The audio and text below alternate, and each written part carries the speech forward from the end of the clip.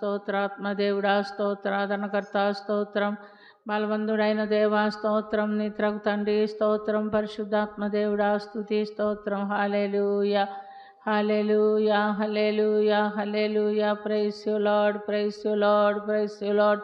యేసయ్యా మీకు వందనాలు వందనాలు వందనాలు, స్తుతులు స్తోత్రములు స్తోత్రములు స్తోత్రములు.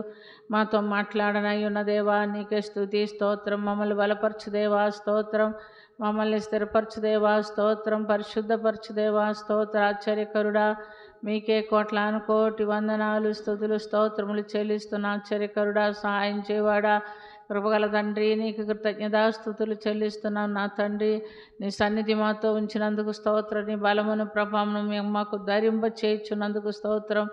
ఆత్మదేవా వందనాలు యేసయ్యా. స్తుతి హృదయములను అంతరంగములను అంతరింద్రములను పరిశోధించి పరిశీలించువాడా మీకే వందనాలు స్తుతి స్తోత్రం. ఈ మధ్యాహ్న వేళలో మీ సన్నిధి మాతో ఉంచినందుకు స్తోత్రం. మా తండ్రి పాడిన పాటలందు ప్రార్థనందు వాక్యమునందు మీ నామానికి మహిమ ఘనత ప్రభావములు తెచ్చుకునే దేవుడు కనుక స్తుతి స్తోత్రం చెల్లిస్తున్నాం తండ్రి. మీకే వందనాలు. Hallelujah hallelujah hallelujah. Praise you Lord, praise you Lord, praise you Lord Jesus. Love షిదిరి కరబలబ షిమద తండకర బాజిక. హల్లెలూయా.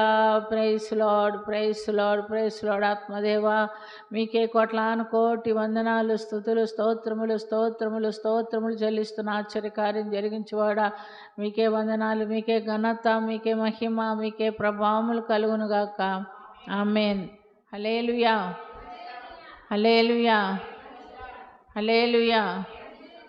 దయచేసి అందరూ కూర్చోండి.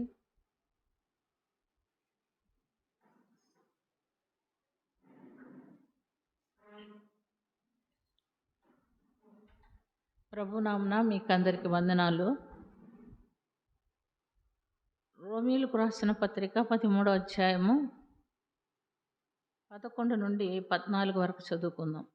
రోమీయులకు రాసిన పత్రిక 13వ అధ్యాయము 11 నుండి 14 వరకు. మరియు మీరు కాలమును ఎరిగి నిద్ర మేలుకొను వేళ అయినదని తెలుసుకొని అలాగూ చేయుడి. మనము విశ్వాసంలో అయినప్పటికంటే ఇప్పుడు రక్షణ మనకు మరి సమీపంగా ఉన్నది. రాత్రి చాలా గడిచి పగలు సమీపంగా ఉన్నది కనుక మనము అంధకార క్రియలను విడిసర్జించి తేజస్ సంబంధమైన యుద్ధోపకరణములు ధరించుకుందాము. అల్లరితో కూడిన ఆటపాటలైనను మొత్తైనను లేకయు, కామ విలాసములైనను పోకిరి చేష్టలైనను లేకయు, కలహమైనను మత్సరమైనను లేకయు, పగటి యందు నడుచుకున్నట్టు మర్యాదగా నడుచుకుందాము. మెట్టుకు ప్రభువైన యేసుక్రీస్తును ధరించుకున్న వారై శరీరేచ్ఛలు నెరవేర్చుకొనుటకు శరీరం విషయమై ఆలోచన చేసుకొనకుడి. ఆమేన్. ప్రేమ కలిగిన తండ్రి, కృప కలిగిన ప్రభు యేసు మీకు వందనాలు. ఈ మధ్యాహ్న వేళలో మీరు మాతో మాట్లాడుటకు ఇష్టపడుతున్నందుకు స్తోత్రము. నన్ను మరుగుపరచండి యేసయ్యా, మీరే మాట్లాడండి. మీరు మాట్లాడుచుండగా వినగలిగిన చెవులు, గ్రహించుకోగలిగిన హృదయము, వాక్యానుసారమైన జీవితము మాకు అందరికీ దయచేయమని దీవించమని యేసుక్రీస్తు పుణ్యనామమున అది మిక్కిలి వినయంతో అడిగి వేడుకొంచున్నాము తండ్రి. ఆమేన్. హల్లెలూయా హల్లెలూయా హల్లెలూయా. దేవుని నామానికి ఘనత కలుగును గాక. పౌలు భక్తుడు రాసినటువంటి పత్రిక మనం ఇక్కడ చూస్తున్నాం. మరి ఏమని అడుగుతున్నాడంటే, మరియు మీరు కాలమునెరిగి నిద్ర మేలుకొను వేళ అయిందని తెలుసుకొని అలాగూ చేయుడి. చూడండి, మనము ఆత్మీయ జీవితంలో కాలముని ఎరిగి జీవించవలసిన వారమై ఉన్నాము అని ఇక్కడ చెప్తున్నాడు. మరి ఎందుకంటే ప్రియమైనటువంటి దేవునిలారా, నిద్ర మేలుకోవలసినటువంటి సమయం అంటే ఇంకా తెల్లవారుతుందని తెలుసుకునే సమయం, అనగా మేల్కొనే సమయం అని మనం మేల్కోవాలి, తెలుసుకోవాలి, దేవుని కొరకు జీవించాలి అని హెచ్చరికిస్తున్నాడు. కాలమును ఎరిగి ప్రభు రాకడ సమయాన్ని గుర్తించి ఈ లోకంలో జీవించడానికి దేవుడు మనకు హెచ్చరికిస్తున్నాడు. ఎందుకంటే అనేకమైనటువంటి సూచనలు, ప్రభు రాకడికి అనేకమైనటువంటి సూచనలు మనం చూస్తున్నాం. అయితే ప్రియమైనటువంటి దేవునిలారా, ఇవన్నీ చూస్తున్నప్పటికీ చాలామంది నిర్లక్ష్యంగానే ఉంటున్నారు. వస్తూ ఉంటుందిలే, పోతూ ఉంటుందిలే, చెప్తా ఉంటుందిలే, చూద్దాం అన్నట్టుగా ఉంటారు. కానీ ప్రియమైనటువంటి దేవునిలారా, మనం మాత్రము కాలమును ఎరిగి దేవుని కొరకు మెలకుతో ముందుకు కొనసాగాలని దేవుడు హెచ్చరికిస్తున్నట్టుగా చూస్తున్నాం. మత్తయి సువార్త 24వ అధ్యాయము 3 నుండి 35 నుంచి 36 వరకు చదువుకుందాం. మత్తయి సువార్త 24వ అధ్యాయం 35, 36. ఆకాశముయు భూమియు గతించును గాని నా మాటలు ఏమాత్రమును గతింపవు. అయితే ఆ దినమును గూర్చియు ఆ గడియను గూర్చియు తండ్రి మాత్రమే ఎరుగును గాని ఏ మనుషుడైనను పరలోకమందలి దూతలైనను కుమారుడైనను ఎరుగరు. ఆమేన్. ఈ కాలం ఎప్పుడా అని అందరికి ఒక అనుమానం వస్తుంది.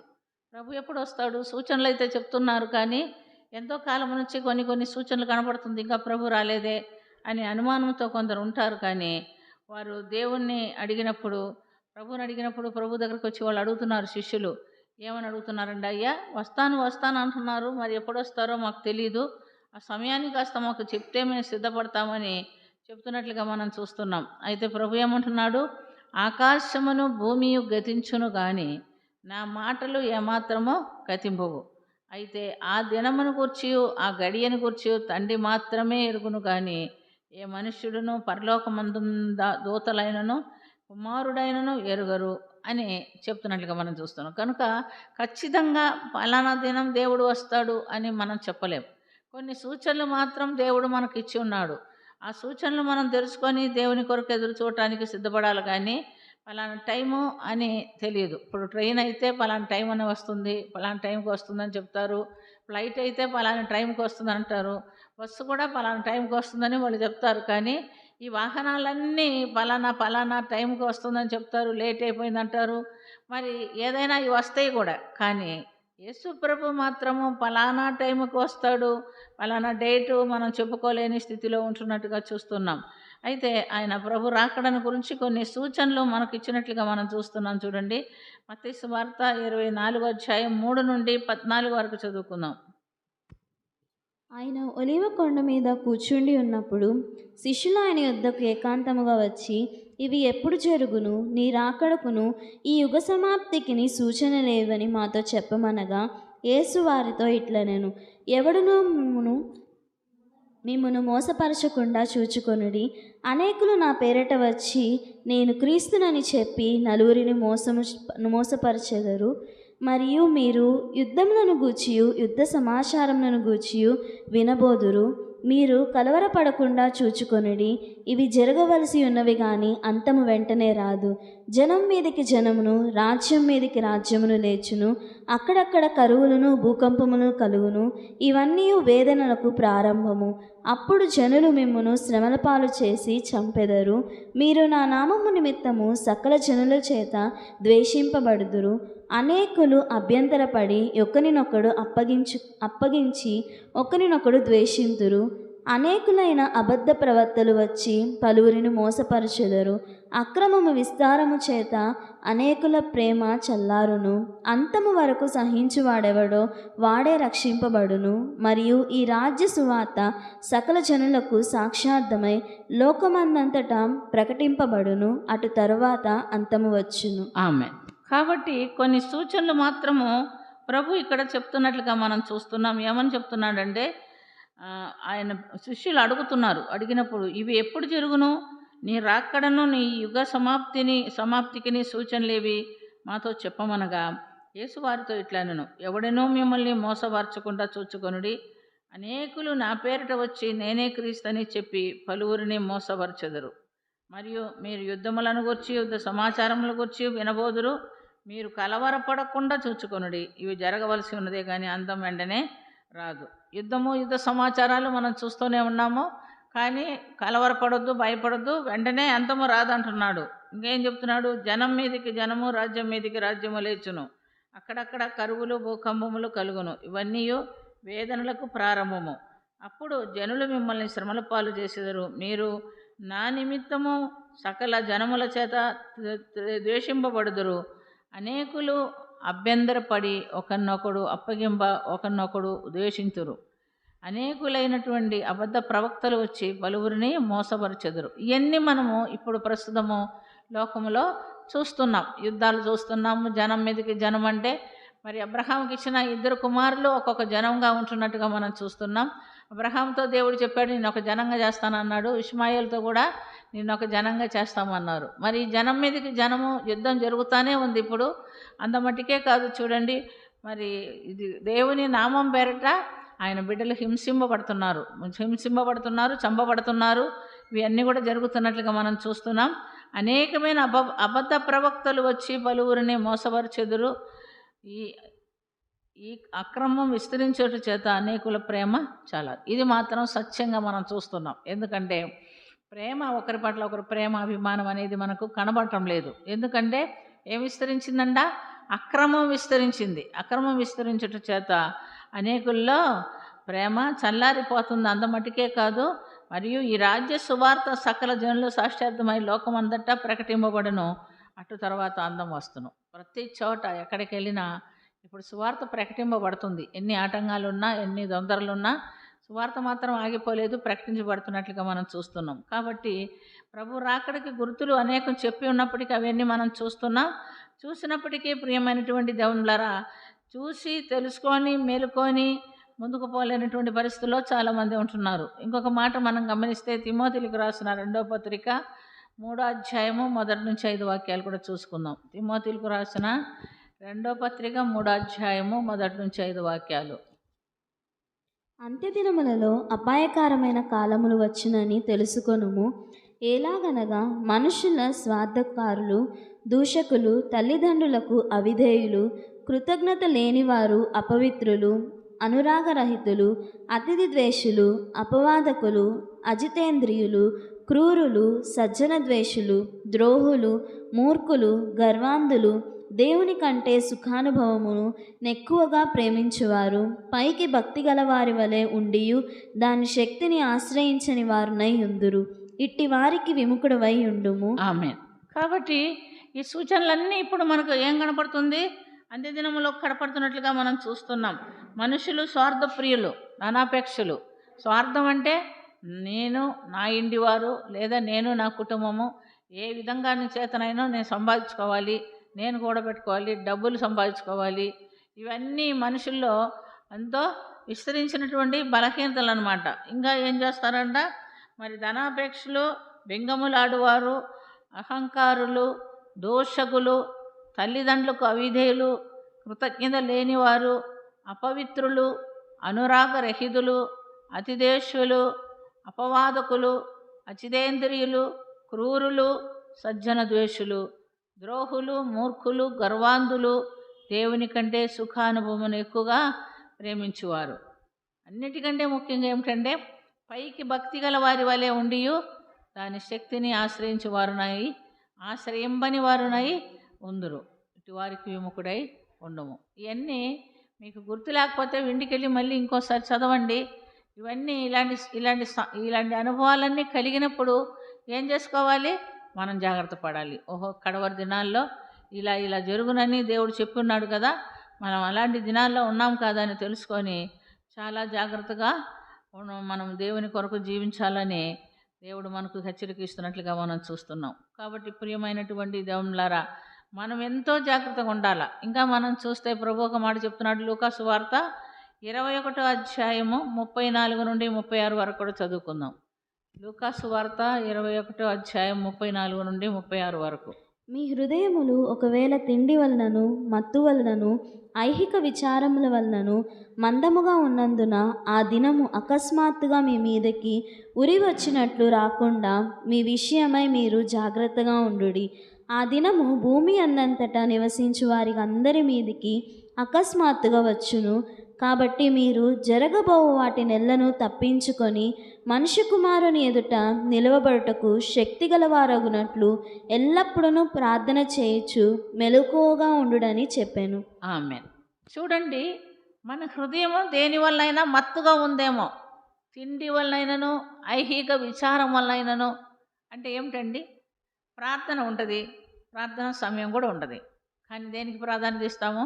ఆహారం సిద్ధపరిచేదానికి ప్రాధాన్యత ఇస్తాం. ఐహిక విచారం అంటే బజారుకు పోవాలి, అవి కొనుక్కురావాలి, ఇవి కొనుక్కురావాలి, లేకపోతే లోక సంబంధమైనటువంటి వారితో గడపాలి, ఏదో పని పడుతుంది. మనకు హృదయ వాంఛ లేకపోతే, ప్రభు నీ సమయం నీతో నేను గడపాలని ముందు నుంచి మనం ప్రభు దగ్గర ప్రార్థన చేసుకుంటూ ఉండాలి. అలా లేకపోతే సాతానుడు ఏం చేస్తాడు? ఏదో ఒకటి తీసుకొచ్చి మనకు పెట్టేస్తాడు. అందుకని చూడండి, దేవుని యందున్న ఆసక్తి కాకుండా ఆహారం విషయంలో కానీ, ఒకవేళ తిండి వల్లైనను, మత్తు వల్లైనను, ఐహిక విచారం వల్లైనను మందముగా ఉన్నందున ఆ దినం అకస్మాత్తుగా మీ మీదకు ఉరి వచ్చినట్టు రాకుండా మీ విషయమై మీరు జాగ్రత్తగా ఉండుడి. ఎవరికి వారు వ్యక్తిగతంగా తీసుకోవాల్సిన జాగ్రత్తలు ఇవి.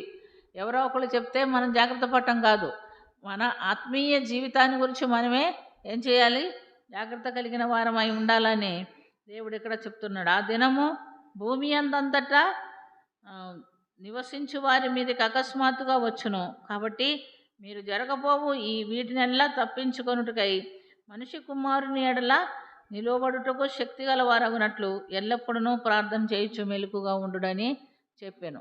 ప్రార్థన చేయటానికి కొంతమంది టైం పెట్టుకుంటారు. ఆ టైం దాటిందంటే టైం దాటిపోయింది ఇంకా ప్రార్థన చేయలేనంటారు. మరి టైం రాకపోతే టైం రాలేదు ఇప్పుడు చేయలేమంటారు. కానీ ప్రార్థన ఒక టైం పెట్టుకొని చేసుకోవాలి, కాదనలేదు. ఒకవేళ ఆ టైంలో మనం చేసుకోలేకపోతే వదిలేయటం కాదు, మనకు వెంటనే సమయం దొరికినప్పుడు ఏం చేయాలా, దేవుని సన్నిధిలో మనము గడుపుకోవాలి. ప్రార్థనా జీవితానికి ఒక సమయం అంటూ లేదు. నీ దేవునితో మనకు ప్రియులైన వాళ్ళతో మాట్లాడుకోవటానికి ఒక సమయం పెట్టుకుంటామా? పెట్టుకోం కదా. ఎప్పుడు వీలైతే ఎప్పుడు వాళ్ళని పలకరించాలి, వాళ్ళతో మాట్లాడాలి, వాళ్ళతో సంతోషంగా గడపాలని మనకు ఆశ ఉంటుంది. అలాంటి తలంబే మనలో ఉండాలి.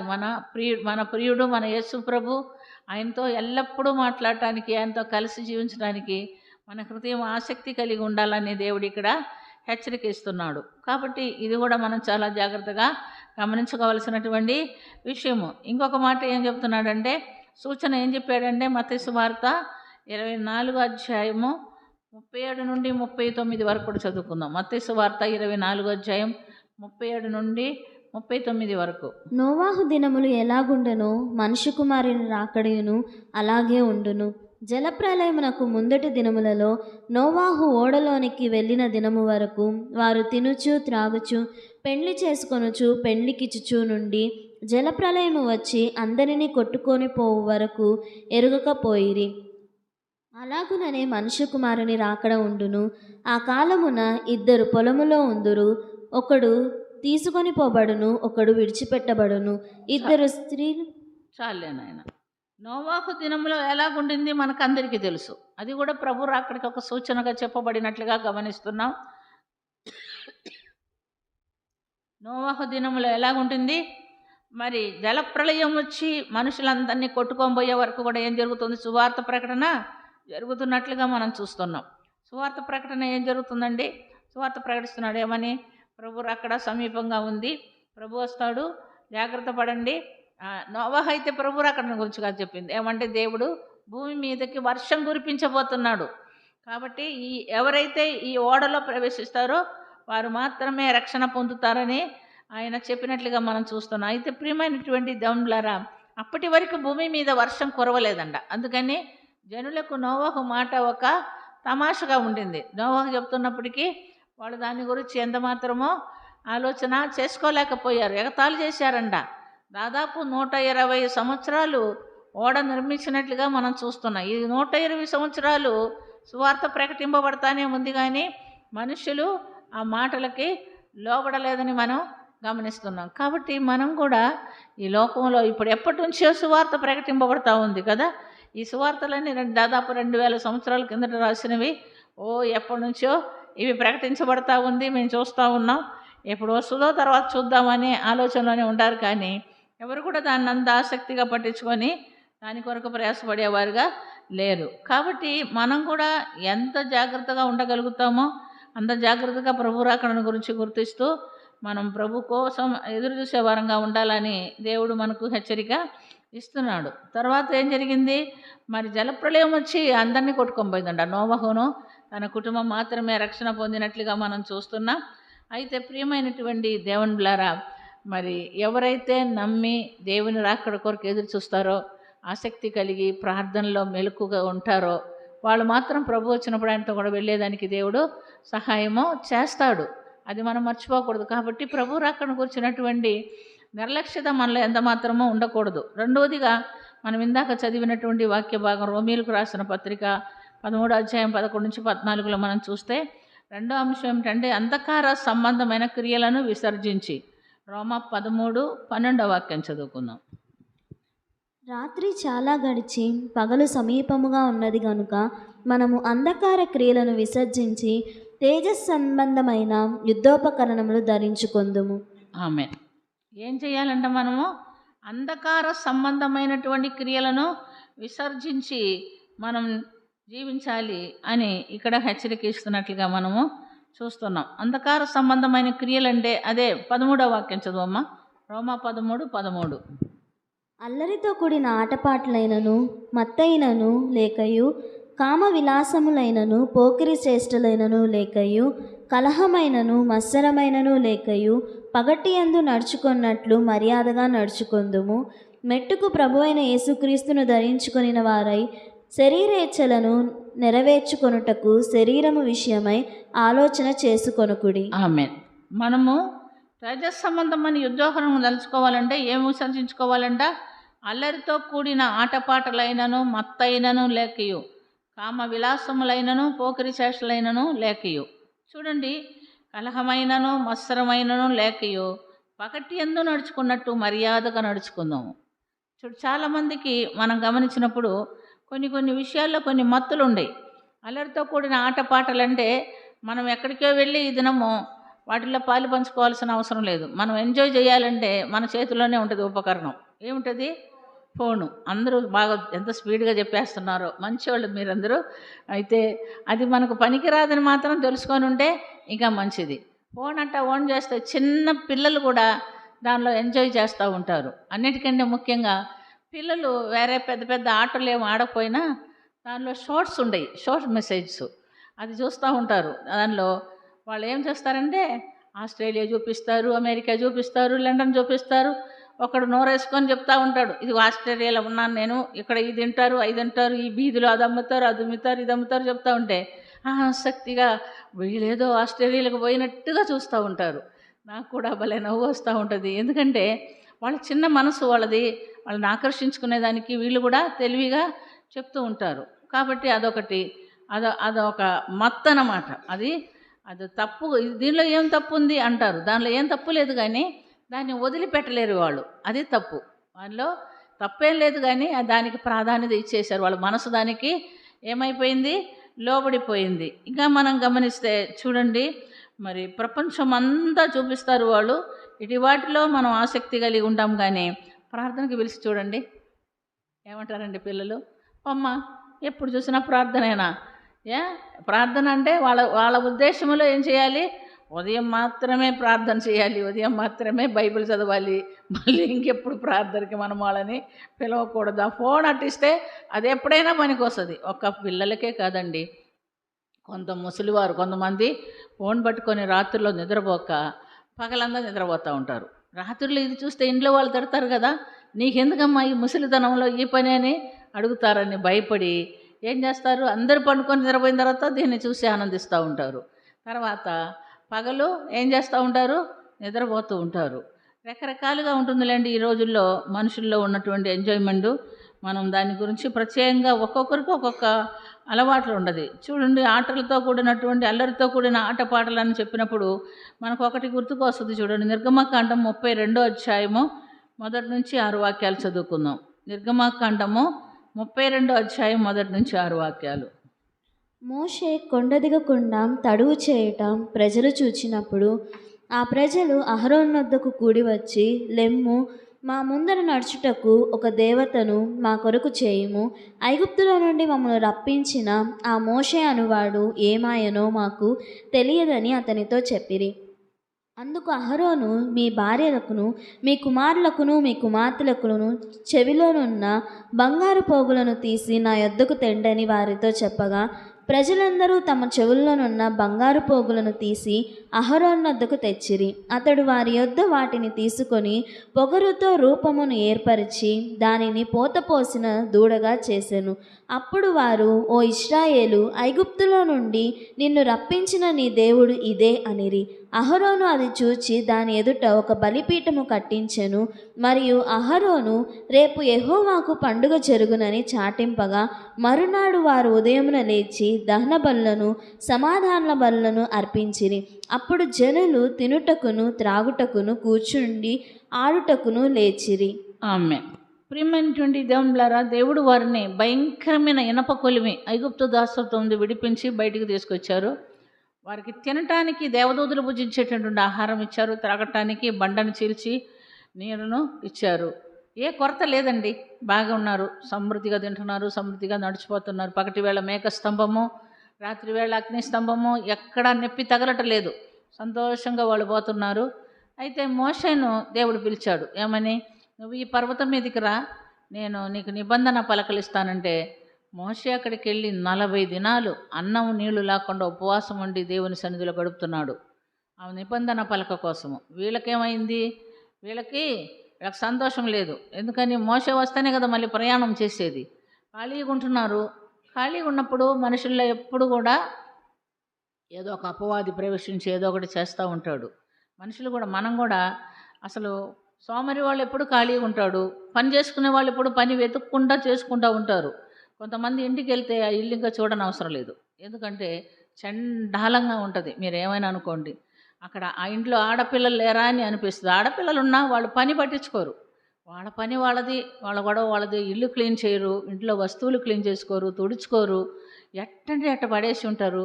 తినటానికి మాత్రం తింటారు, వండుకుంటారు, తింటారు. వాళ్ళ అమ్మ వండుకుంటుందేమో, పిల్లలు తింటారు. మరి అంతేగాని క్లీనింగు, శుభ్రం చేసుకుందాం, పని వెతుక్కుందాం, ఏదో ఒక పని చేసుకుందాం అనే తలంపు చాలామందికి లేదు. అంత అసహ్యంగా వాళ్ళు ఇల్లు పెట్టుకొని ఉంటారు, వాళ్ళు తింటారు, వాళ్ళ ఒళ్ళు మాత్రము శుభ్రం చేసుకుంటారు. కానీ ప్రియమైనటువంటి దేవుని బిడ్డలారా, ఇశ్రాయేలీయులకు ఏ పని లేదు కాబట్టి వాళ్ళు ఏమన్నారు, వాళ్ళకు ఒక ఉత్సవం కావాలి, ఇప్పుడు ఒక పండుగ కావాలి, పండుగ కావాలి. మనుషులు ఎంతే కదండి, మనుషులు ఖాళీగా ఉన్నప్పుడు అంత టపాసుల శబ్దాలు, అంత డ్రమ్ శబ్దాలు అంత వినపడితే మనుషులు ఏమొచ్చేస్తుంది, ఒక ఉజ్జీవము వచ్చేస్తుంది. అందుకని అప్పుడప్పుడు టపాసులు వేలుస్తూ డ్రమ్ములు కొడుతూ ఉంటారు కదా. మరి అన్నిటికీ ఒకే టపాసులు, ఒకే డ్రమ్ములు కొడతా ఉంటారు. ఏదైంది మళ్ళీ అది తెలుసుకోవడానికి అటు పరిగెత్తుతారు. అంటే పెళ్ళా, లేకపోతే ఎవరన్నా పుట్టారా, లేకపోతే ఎవరన్నా చచ్చిపోయారా ఏంటి అని వాళ్ళు చూస్తూ ఉంటారు. కానీ వీళ్ళకు కూడా ఏం కలిగింది, కష్టం వచ్చింది. ఏమంటున్నారంటే, మోషే, ఐగుప్తు నుండి మమ్మల్ని తీసుకొచ్చిన మోషే ఏమయ్యాడో మాకు తెలీదు, ఇప్పటికీ ఏమైపోతుంది, 40 దినాలు వచ్చింది, కాబట్టి మాకు ఇప్పుడు ఏం కావాలా, మాకు పూజించుటకు ఒక దేవుడు కావాలి అని ఎవరితో చెప్తున్నారు, అహరోనుతో చెప్తున్నాడు. అహరోనుకు కూడా దేవునితో సన్నిహిత సంబంధం లేదు. సంబంధం ఉంటే ఎట్టో ఒకటి ఎక్స్ప్లెయిన్ చేసేవాడేమో, ఎట్టైనా వివరించి చెప్పేవాడేమో, మనం ఇట్లా చేయకూడదని. కానీ అహరోను వారిని ఎదిరించలేకపోయాడు. అహరోను ఒక్కడైపోయాడు. వాళ్ళు దాదాపు పురుషులే 6 లక్షల మంది, ప్రజలంతా కలిసి ఒక 30 లక్షల మంది ఉన్నారంట. వీళ్ళు మాకొక దేవత కావాలి, ఇప్పుడు మేము పండగ చేసుకోవాలి, మేము ఉత్సవం చేసుకోవాలన్నప్పుడు అహరోను బంగారు దూడను ఒకటి చేయించి దాన్ని నిలవబెట్టించి ఏమంటున్నాడు, బలిపీఠం కట్టి దాని మీద దహన బలులు అర్పించి ప్రజలతో చెప్తున్నాడు, ఇదిగో ఐగుప్తు నుండి మిమ్మల్ని విడిపించిన దేవుడు ఇదే, ఏది, దూడ అంట. అంటే అహరోను కూడా తెలియదు కదా, ఏవో దేవుడు అంటే ఎవరో తెలియదు. అందుకని దీనికి మీరు పూజ చేసుకోండి అంటే వాళ్ళు ఏం చేశారంట, ఉత్సవం చేసుకున్నారంట, తినటకు తాగుటకు కూర్చొని ఆడుటకు లేచిరంట. అంటే అదనమాట వాళ్ళ పండుగ. కాబట్టి మనిషికి ఎప్పుడు కూడా ఏదో ఒక వ్యాపకం కావాలి, ఏదో ఒక ఉత్సాహం కావాలి, ఒక ఉత్సవం కావాలి అని ఎదురు చూస్తూ ఉంటారు. కాబట్టి మనం వంట చేసి ఇటు చేసి కొంతమంది ఆ పని ఈ పని చేసేసి గబక్కన వచ్చి ఫోన్ పట్టుకుంటారు. అది కొంతసేపు చూస్తే అదొక సంతోషము. ఇంకేముందో కొంతమంది పుస్తకాలు చదివే అలవాటు ఉంటుంది, అంతేగాని బైబిల్ మాత్రం తాకరు. కొంచెం సమయం దొరికితే వాక్యం చదువుకుందాము, ప్రార్థన చేసుకుందామనే తలంపు మనుషుల్లో రావు. అది వాళ్ళకి రిక్రియేషన్ కాదు, వాళ్ళ మనసును సంతోషపరిచే కార్యాలు కావు. అందుకని ప్రియమైనటువంటి దేవునిలారా, మరి వాళ్ళు ఆ యొక్క విగ్రహారాధనకి కూర్చొని లేచినట్టుగా మనం చూస్తున్నాం. కానీ ప్రభువు మనతో ఒక మాట చెప్తున్నాడు, ఈ లోకంలో ఉన్నాం మనం ఇప్పుడు. కాబట్టి ప్రభు ఏం చెప్తున్నాడంటే, తాను నిలుచున్నానని తలంచుకొని వాడు పడకుండా జాగ్రత్తగా చూసుకొనుడి అంటున్నాడు. 1 కొరింథీయులకు రాసిన పత్రిక 10వ అధ్యాయము 12, 13 చూసుకుందాం. కొరింథీయులకు రాసిన 1వ పత్రిక 10వ అధ్యాయం 12, 13. తాను నిలుచున్నానని తలంచుకొనివాడు పడకుండునట్లు జాగ్రత్తగా చూచుకొనవలెను. సాధారణముగా మనుషులకు కలుగు శోధన తప్ప మరి ఏదియూ మీకు సంభవింపలేదు. దేవుడు నమ్మదగినవాడు, మీరు సహింపగలిగినంత కంటే ఎక్కువగా ఆయన మిమ్మును శోధింపబడనీయడు. శోధనలో నిలుచుడు కావాలి. అంతేకాదు సహింపగలుగుటకు ఆయన శోధనలతో కూడా తప్పించుకొని మార్గమును కలుగచేయును. ఆమేన్. ఈ వాక్యము సాధ్యమైతే అందరూ బైహార్ట్ చేసుకుంటే మంచిది. ఎందుకంటే గత దినాల కంటే ఈ దినాల్లో శోధనలు ఎక్కువైనాయి, సమస్యలు ఎక్కువైనాయి. కేవలము అన్యుల ద్వారా వచ్చే శోధన అనుకోవద్దు. కుటుంబాల్లో, వ్యక్తిగత జీవితాల్లో, సంఘాల్లో, సమాజాల్లో శోధనలు ఎక్కువైంది. ఆఖరికి విశ్వాసులైన వారు కూడా, అంటే స్థిరంగా ఉండేవాళ్ళు ఎప్పుడు అనరు, కొంచెం అటు ఇటు విశ్వాసులుగా ఉండేవాళ్ళు ఏమంటున్నారంటే, మేము ఈ బాధలు తట్టుకోలేకపోతున్నాం, ఈ శ్రమలు మేము ఓర్చుకోలేకపోతున్నాం, మాకు సావే మేలు అనే స్థితికి వచ్చేస్తున్నారు. ఈ మాట అనిపించేది ఎవరండి? సాతానుడు. మనం స్థిరంగా, అందుకనే దేవుడు ఏమంటున్నాడంటే, తాను నిలుచున్నానని తలంచుకుని వాడు పడకుండానట్లు జాగ్రత్తగా చూచుకొనవలెను. నాకేం పర్వాలేదు, బాగానే ఉన్నానని నువ్వు అనుకున్నప్పుడే బాగలేకుండా వస్తుంది. నాకేం సమస్య లేదు అనుకున్నప్పుడే సమస్యలు వస్తుంది. కాబట్టి నేను బాగానే ఉన్నానని తలంచుకుంటే మాత్రం చాలదు, పడకుండా జాగ్రత్తగా చూసుకోవాలి. ఎందుకంటే సాధారణముగా మనుషులకు కలుగు శోధన తప్ప మరి ఏది మీకు సంభవింపలేదు. దేవుడు నమ్మదగిన వాడు, మీరు సహింపగలిగినంతకంటే ఎక్కువగా ఆయన మిమ్మల్ని శోధింపబడనీయుడు. అంతేకాదు, సహింపగలుగుటకు ఆయన శోధనతో కూడా తప్పించుకొని మార్గము కలుగు చేయను. కాబట్టి ప్రియమైనటువంటి దేవునిలారా, కడవరి దినాల్లో మనకు శోధనలు అధికం అవుతుందని మనం చచ్చిపోవటం ఒక పరిష్కారం కాదు, పారిపోవటం ఒక పరిష్కారం కాదు. కుటుంబ జీవితంలో సమస్యలు ఎదురైతే ఏం చేస్తారండి? అమ్మగారింటికి పారిపోతారు. ఆడపిల్లైన మగపిల్లలు కూడా వెళ్ళిపోతున్నారు ఇప్పుడు ఆడవాళ్ళని వదిలేసి. మరి ఇలాంటివన్నీ జరుగుతూ ఉంది. ఎందుకంటే వీళ్ళతో మేము ఏగలేం, వీళ్ళతో మేము సంసారం చేయలేం, వీళ్ళతో మేము బ్రతకలేం అనుకొని పారిపోయే వాళ్ళు చాలామంది ఉన్నారు. అది కాదు పరిష్కారం అది కాదనే దేవుడు ఇక్కడ ఖచ్చితంగా చెప్తున్నట్లుగా మనం చూస్తున్నాం. కాబట్టి ప్రియమైనటువంటి దేవునిలారా, ఇలాంటి తలంపులన్నీ కలిగితే అది ఎవరు కలుగు చేసింది? అది అపవాది కలుగు చేసింది. అదే అంధకార సంబంధమైనటువంటి క్రియలని మనము గుర్తుంచుకోవాలి. కాబట్టి ఇటు వాటికి మనం ఏం చేయాలా? ఎప్పుడు కూడా విముఖులై ఉండాలి. ఇటువారు దేవుని రాజ్యమునికి యోగ్యులు కారు అని వాక్యంలో చెప్పబడి ఉంది. చూడండి, ప్రకటన గ్రంథము 21వ అధ్యాయము 8వ వాక్యం మనం చదువుకుందాం. ప్రకటన గ్రంథము 21వ అధ్యాయము 8వ వాక్యము.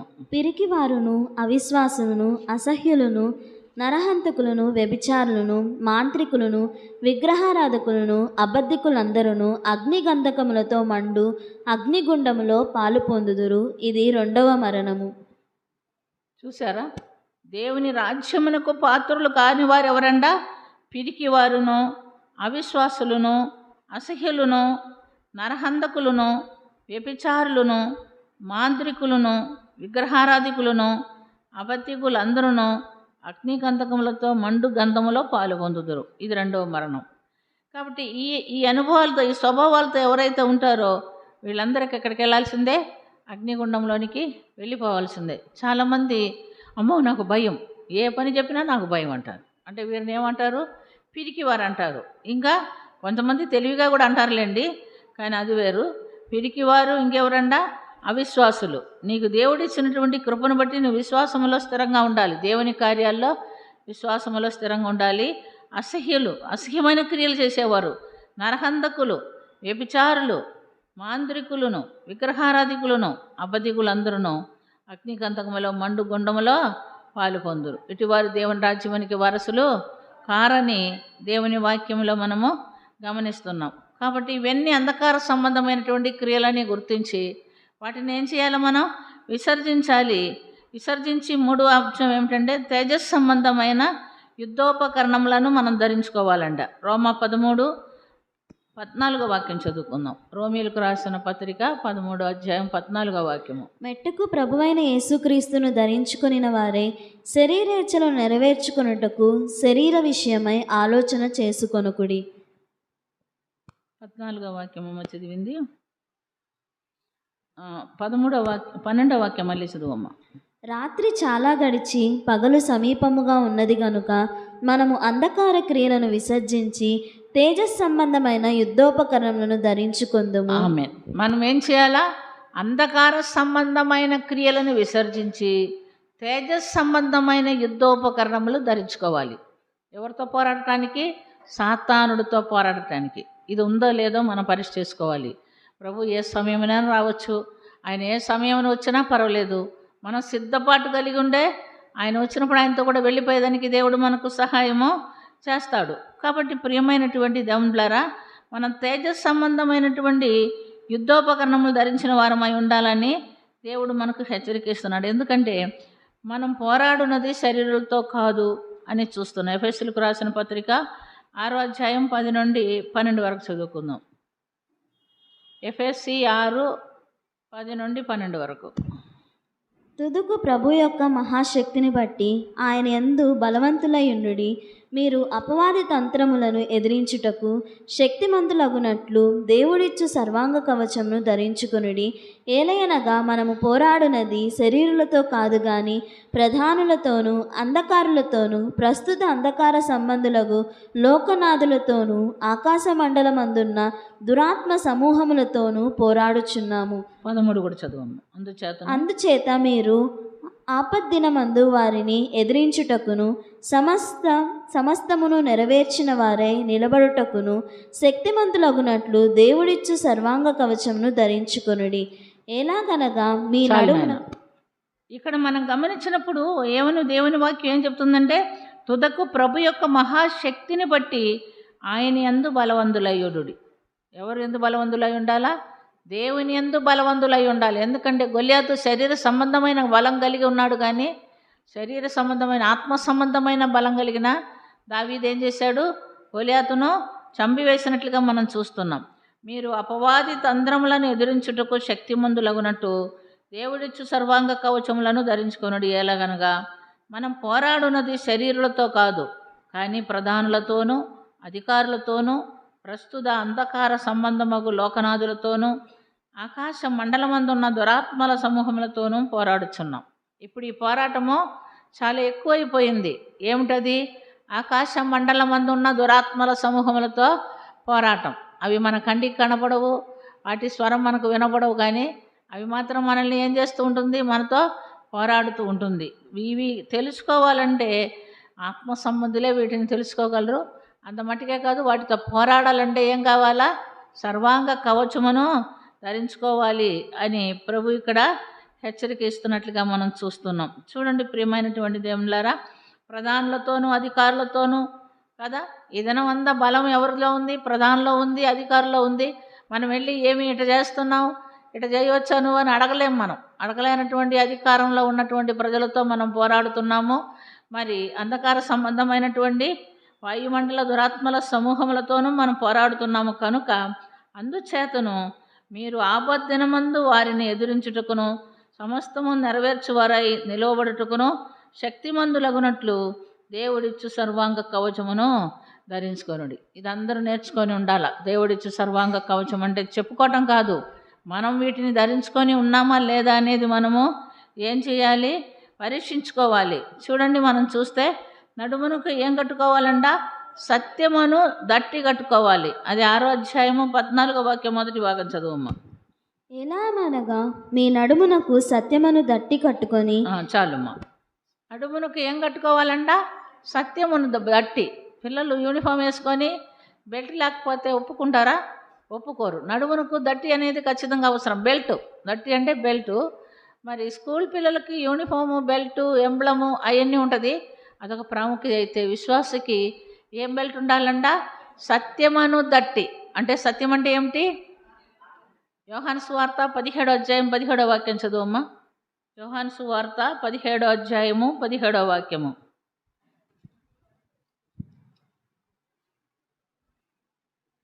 సత్యమందు వారిని ప్రతిష్ఠ చేయుము, నీ వాక్యమే సత్యము. ఆమేన్. సత్యం అంటే ఏమిటి? దేవుని యొక్క వాక్యం. దేవుని వాక్యము రాసుకొని నడుము కట్టుకోమన్నదని అర్థం కాదు. వాక్యానుసారమైన జీవితము. వాక్యానుసారమైన జీవితం అంటే దేవుడు మనకు నేర్పించినటువంటి కట్టడలు అనుసరించి జీవించటం. కాబట్టి మొట్టమొదట వాక్యానుసారమైన లేదా కట్టడలు అనుసరించినటువంటి జీవితం మనకు కలిగి ఉండాలి. ఇంకో ఏమిటంటే మనం గమనించినప్పుడు చూడండి, నీతి అను మైమరువు. నీతి అను మైమరువు. మరి నీతి అంటే ఏమిటి? పాపం లేనటువంటి అనుభవం. నీతిమంతులు ఎవరు? పాపం లేనివారు నీతిమంతులని పిలువబడుతున్నట్లుగా మనం చూస్తున్నాం. మరి పరిశుద్ధ గ్రంథంలో మనం గమనిస్తే యేసు ప్రభు ఒక్కడే నీతిమంతుడు. కానీ ఆ నీతిమంతుడైనటువంటి ప్రభువుని ఎవరైతే కలిగి ఉండారో వారిని నీతిమంతులుగా మార్చే శక్తి ఎవరికి ఉంది? మన ప్రభువుకు ఉంది. కాబట్టి ఆయన విశ్వాసం ఉంచి మన పాపములు ఆయన సన్నిధిలో ఒప్పుకొని విడిచిపెట్టి ఆయన రక్తంలో కడగబడితే మనం కూడా ఎవరమవుతామో? నీతిమంతులుగా మార్చబడతామని దేవుని వాక్యంలో మనము గమనిస్తున్నాం. మరి ఆదికాండములో మనం గమనించినప్పుడు నోవహుతో దేవుడు చెప్తున్నాడు, నువ్వు ఒక్కడివే నీతిమంతుడని చెప్తున్నాడు. చూడండి, ఆదికాండము 7వ అధ్యాయం మొదటి వాక్యము. ఆది కాండము 7వ అధ్యాయం మొదటి వాక్యము. యెహోవా, ఈ తరము వారిలో నీవే నా ఎదుట నీతిమంతుడివై ఉండుట చూచి తిని గనుక నీవును నీ ఇంటివారును ఓడలో ప్రవేశించుడి. ఆమేన్. ఏం చెప్పాడు? ఈ తరం వారిలో ఎంతో జనం ఉన్నారు, అయితే భూలోకము పాపముతో చెడిపోయి ఉండెను అని చూస్తున్నాం. కానీ వాళ్ళందరిలో, ఆ తరం వారిలో ఎవరండా? నువ్వొక్కడివే నీతిమంతుడు అంటున్నాడు. ఎవరొక్కరు?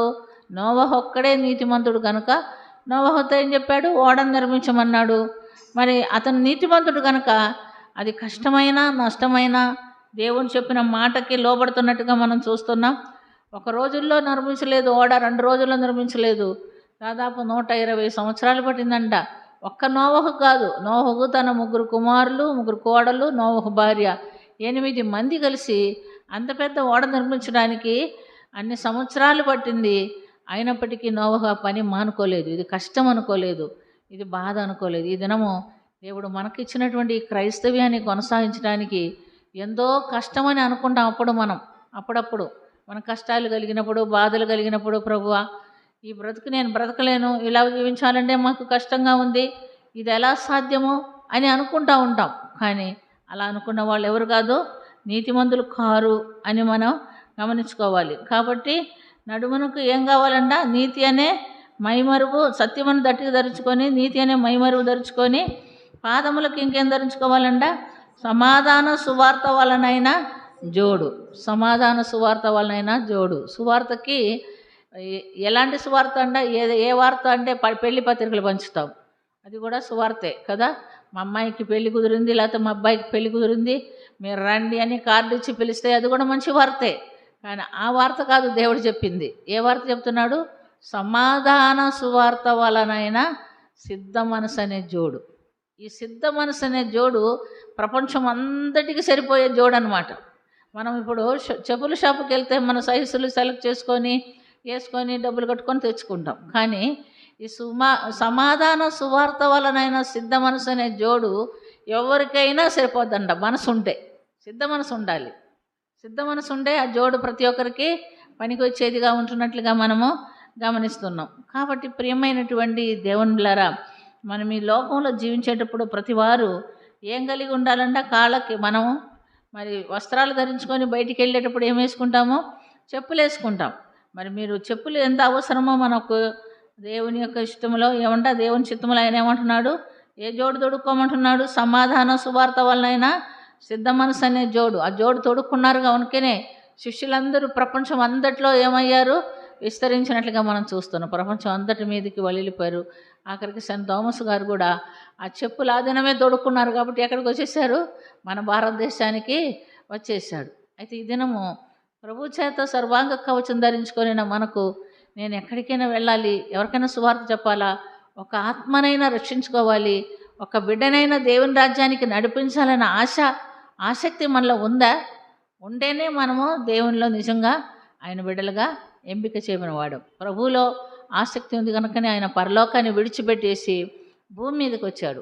భూమి మీదకి వచ్చి తన పరలోక సౌభాగ్యం విడిచిపెట్టాడు, తను తాను రిక్తునిగా చేసుకున్నాడు, పశువుల పాకలో జన్మించాడు, అందరికీ అందుబాటులో ఉండనట్టుగా సామాన్య మానవుడుగా జీవించాడు. సామాన్య మానవుడుగా జీవించి మనందరి కొరకు ఆయన ఏ పాపం చేయకపోయినా, ఏ తప్పు చేయకపోయినా, అందరు కలిసి ఆయన మీద తప్పులు మోపితే ఆయన ఏం చేశాడు?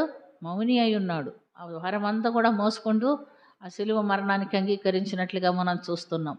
చాలా మందిలో ఉన్నటువంటి కంప్లైంట్ ఏమంటే, మేము చేయకపోయినా వాళ్ళు మమ్మల్ని అంటున్నారు, మేము ఏం అరగకపోయినా మా మీద నేరం మోపుతున్నారు, మేము ఏం చేయకపోయినా మమ్మల్ని హింస పెడుతున్నారు అంటారు. మరి ప్రభు చేస్తేనేనా హింస పొందాడు? ప్రభు కూడా ఏం చేయలేదు కదా. మనం ఎప్పుడు కూడా ఎవరిని పోల్చుకోవాలి? ఎవరితో పోల్చుకోవాలి? మన జీవితము యేసు ప్రభుతో పోల్చుకోవాలి. ఆయన మన కొరకు ఎంత హింస పొందాడో, మరి ఆయన బిడ్డలం కాబట్టి మనకు కూడా అవే ఉంటుంది. కనుక ప్రియమైనటువంటి దేవునులారా, మనం ఎప్పుడు కూడా యేసు ప్రభువుతో కూడా పోల్చబడిన వారం ఈ లోకపు శ్రమల్లో మనము ముందుకు పోవాలి అని మనం చూస్తున్నాం. కాబట్టి పాదములకు సమాధాన సువార్త వలనైనా సిద్ధ మనసు అని జోడు తొడుక్కొని నిలువబడుడి. ఇవన్నీ కాక విశ్వాసమును డాలు పట్టుకొనుడి. ఏం కావాలంటే మనకు ముఖ్యంగా పోరాటంలో పోరాడున్నది ఎవరితో? మరి శరీరులతోనూ ప్రధానులతోనూ ప్రస్తుత అంధకార సంబంధమైన వాయుమండల దురాత్మల సమూహములతోనూ మనం పోరాడుతున్నాం. కాబట్టి ఏముండాలంట పోరాటంలో? విశ్వాసం అనే డాలు, నమ్మిక ఉండాలి. ఏమని నమ్మిక ఉండాలంటే నా దేవుడు నాకు తోడుగా ఉన్నాడు, నా దేవుడు నాకు సహాయం చేస్తాడు. చూడండి, మరి సౌలు రాజు దావీదుతో అన్నాడు, నాయనా నీకు విద్యాభ్యాసం లేదు, యుద్ధ అభ్యాసం లేదు, నువ్వు చిన్నప్పటి నుంచి యుద్ధం చేసి నేర్చుకోలేదు, నువ్వు గోలియాతో పోరాడలేవు, నువ్వు అతన్ని చంపలేవు, నీకు చేత కాదు అన్నప్పుడు విశ్వాసం అన్నమాట. ఏం అవసరం లేదు, నేను నా తండ్రి గొర్రెలను కాయిచుండగా ఎలుకబండిని చంపాను, సింహాన్ని చంపాను, ఆ క్రూర జంతువులను చంపినటువంటి వాడని నేను, సున్నతి ఈ ఫిలిస్తీని చంపనా అన్నాడు. చూసా, మరి ఏందంటే అది విశ్వాసము, అది తనలో ఉన్న విశ్వాసం.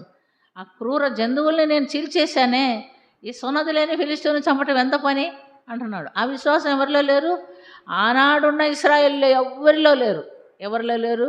ఆఖరికి ఎవరిలో లేరు, సౌలు రాజులో కూడా లేరు. ఉండే వాళ్ళు ఎవరో ఒకళ్ళు ముందుకు వచ్చి వాడిని చంపుతారు కదా, కానీ ఎవరిలోనూ లేరు. కానీ దావీదులో ఉన్నటువంటి విశ్వాసాన్ని బట్టి అతడు ఆ కార్యం జరిగించినట్లుగా మనము చూస్తున్నాం. మరి ఈ దినము మనము ఉన్నాము. ప్రియమైనటువంటి దేవునిలారా, మనకు విశ్వాసం ఉందా? మనకు ఎంతవరకు ఉంది విశ్వాసం? మనం నమ్ముకున్న వాళ్ళమే, కానీ కష్టాలు వస్తే మన విశ్వాసం ఏమైపోద్ది? తగ్గిపోద్ది. పేతురు మంచి విశ్వాసే. మరి యేసుప్రభు నీళ్ళ మీద నడుస్తుండే ఆయనకు కూడా ఆశ కలిగింది నడవాలని. ఏమన్నాడు? ప్రభువా నువ్వైతే నేను కూడా నడుస్తానన్నాడు. ప్రభు ఏమన్నాడు? రమ్మన్నాడు.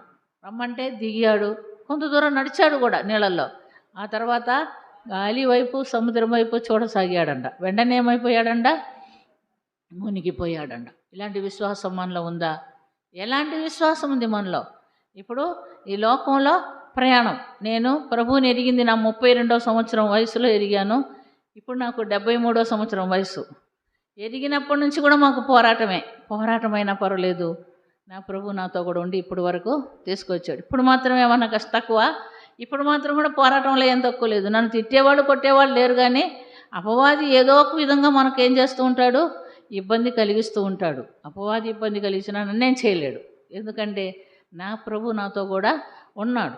అదే నా విశ్వాసం. ప్రభుతో చెప్పుకుంటా, మాట్లాడుకుంటా, నాయన ఎన్ని వచ్చినా పర్వాలేదు, నీ పని కొరకు నన్ను వాడుకో, ఇది నన్ను నీ పని చేస్తాను, నీ శక్తి ఇస్తే నీ పని చేస్తాను, నీ బిడ్డగా ఉంటాను అని అడిగితే మనం అడగాలే, కానీ దేవుడు మనల్ని చేయి విడిచిపెట్టే దేవుడు కాదు. నేను ఈరోజు చేయలేను, నా వల్ల కాదు అంటే ప్రభు మాత్రం ఏం చేస్తాడు?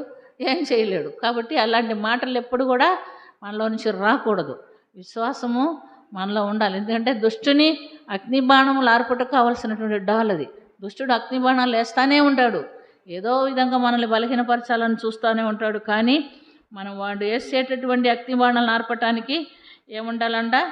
మరి విశ్వాసం అనే డాలు మన చేతిలో ఉండాలి. మరియు రక్షణ అను శిరస్త్రాణమును, మరి ఇంకేముండాలంట? రక్షణ అనే శిరస్త్రాణం. శిరస్త్రాణం అంటే ఏమిటండి? హెల్మెట్. బండిలో ప్రయాణం చేసేవాళ్ళు, ఆడవాళ్ళైనా సరే మగవాళ్ళైనా సరే, హెల్మెట్ వేసుకోకపోతే ఎప్పుడో ఒకసారి చెక్ చేస్తారు పోలీసు వాళ్ళు. అప్పుడు పట్టుబడిపోతాం మనం. అప్పుడు పట్టుబడిపోయి ఏం చేస్తారు? ఫైన్ వేస్తారు. ఎందుకంటే తలకి దెబ్బ తగిలితే బాడీ అంతా పాడైపోతుంది కదా. ఈ మధ్య అందరికీ బ్రెయిన్లో హెమరేజ్ అయిపోతుంది. బ్రెయిన్లో హెమరేజ్ అయితే బ్రెయిన్ చెడిపోతుంది, మనిషి బతికే ఉంటాడు, ఏమి శవంలాగా పడుకొని ఉంటారు, ఏం ప్రయోజనం లేదు. మరి ఆ బ్రెయిన్ పని చేస్తేనే ఈ బాడీ అంతా కూడా పని చేస్తుంది. అంటే దీని అర్థం ఏమిటి? నీకు రక్షణ లేకపోతే నీ విశ్వాస జీవితం వ్యర్థం అని అర్థం. రక్షణ లేకపోతే నువ్వు క్రైస్తవురాలని చెప్పుకొని ఉండటమో వ్యర్థము అని చూస్తున్నాం. మనకు రక్షణ ఉందా? మొట్టమొదట మనకేం కావాలా?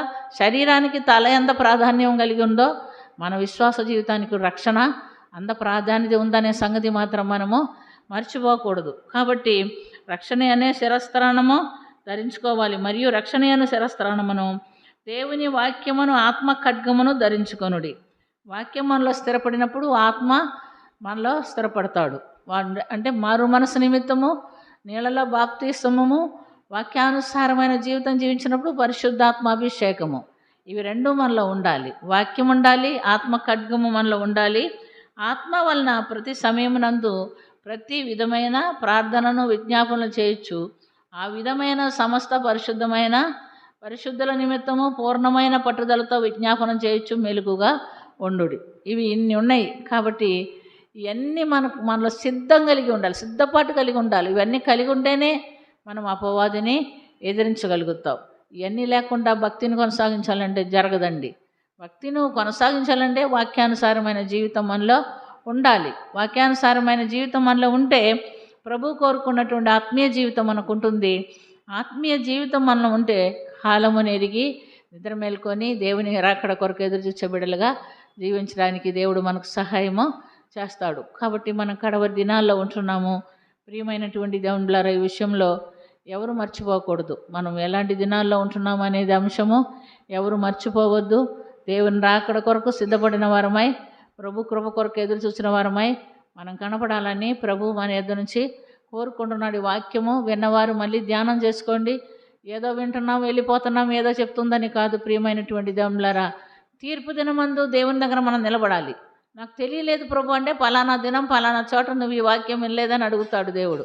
కాబట్టి మన హృదయంలో ఇవి భద్రం చేసుకొని నెమర వేసుకొని దేవుని కొరకు జీవించవలసిన వారమై ఉన్నాం కనుక ప్రార్థన చేసుకుందాం. దేవుడు అట్టి ఆత్మీయ అనుభవం, ఆత్మీయ జీవితము మనకందరికీ దయచేయనట్లుగా మనము ఏం చేస్తాం, ప్రార్థన చేసుకుందాము. మన మధ్యలో సహోదరి సరిత ఉంది, దేవుని వాక్యం వరకు ప్రార్థన చేస్తుంది. ప్రార్థన చేసుకుందాం. మహాగణుడవు, మహోన్నతుడు, పరిశుద్ధుడు అయిన మా తండ్రి, ప్రేమ నమ్మకము కలిగిన మా దేవా, మీకు వందనాలు, స్తుతి స్తోత్రం చెల్లించుకుంటున్నాం ప్రభా. ఆశ్చర్యకరుడు, ఆలోచనకర్త, నిచుడగ తండ్రి, సమాధానకర్తవగు మా దేవా, మీకు వందనాలు, స్తుతి స్తోత్రములు ప్రభా. ఇదిగో తండ్రి నాయన, తండ్రి మీ ఉదయకాల సమయం నుంచి ప్రభా నీ సందులో ప్రభా ఇదిగో తండ్రి మొరపెడుతున్న ప్రతి బిడ్డ ప్రార్థన ఆలకించిన దేవా, నీకు స్తుతి స్తోత్రం చెల్లించుకుంటున్నాము తండ్రి. గత శుక్రవారం నుంచి శుక్రవారం దినము ప్రభా మీరు ఎక్కల చాటును మమ్మల్ని భద్రపరిచి కాచి కాపాడి తండ్రి ప్రభా నీ సందుకు నడిపించిన విధానం బట్టి వేలాది వందనాలు, స్తుతి స్తోత్రం చెల్లించుకుంటున్నాము తండ్రి. సర్వశక్తిమంతుడు అయిన మా దేవా, మీకే వందనాలు, స్తుతి స్తోత్రములు ప్రభా. ఆశ్చర్యకరుడు, ఆలోచనకర్త, నిచుడగ తండ్రి, సమాధానకర్త ఒక దేవా, మీకు వందనాలు, స్తుతి స్తోత్రముడు తండ్రి. అయ్యా ఈ దినం మాతో మాట్లాడిన ప్రతి మాటను బట్టి మీకు వందనాలు, స్తోత్రముడు తండ్రి. అయ్యా ఇదిగో తండ్రి విశ్వాసముతో తండ్రి నాయన ఇదిగో ప్రభా నీ సందులో మేము ఉండటానికి సహాయం చేయండి ప్రభా. అయ్యా సత్యం అనే వాక్యమును ఇదిగో ప్రభా నాయన మేము వెంబడించడానికి సహాయం చేయండి ప్రభా. అయ్యా ఏమాత్రం వదిలి వాక్యమును విడిచిపెట్టకుండా తండ్రి నాయన వాక్యానుసారమైన జీవితం జీవించుటకు సహాయం చేయమని ప్రార్థిస్తున్నాం తండ్రి. అయ్యా ఇదిగో తండ్రి లోకములో ఉన్నవని ప్రభా ఇదిగో తండ్రి పెంటతో ఎంచుకోవడానికి సహాయం చేయమని ప్రార్థిస్తున్నాం తండ్రి. పరిశుద్ధాత్మదేవ మీకే వందనాలు, స్తుతి స్తోత్రముడు తండ్రి. అయ్యా ఏ పాటి వారమయ్యా తండ్రి మా కొరకు తండ్రి నాయన ఇదిగో తండ్రి మా కొరకు ప్రాణం పెట్టిన గొప్ప దేవానికి స్తోత్రముడు తండ్రి. నా ప్రభువా యేసయ్య ఇదిగో తండ్రి మీ వాక్యములు ఇంకో ఎదగటానికి సహాయం చేయండి నాయన. అయ్యా విని వదిలివేయకుండా తండ్రి నా ప్రభువా హృదయంలో బదులుపరుచుకొని ప్రభు వాక్యానుసారమైన జీవితం జీవించి తండ్రి విశ్వాసములో నడుచుకోవటానికి సహాయం చేయమని ప్రార్థిస్తున్నాను తండ్రి. మీకు వందనాలు, స్తోత్రముడు తండ్రి.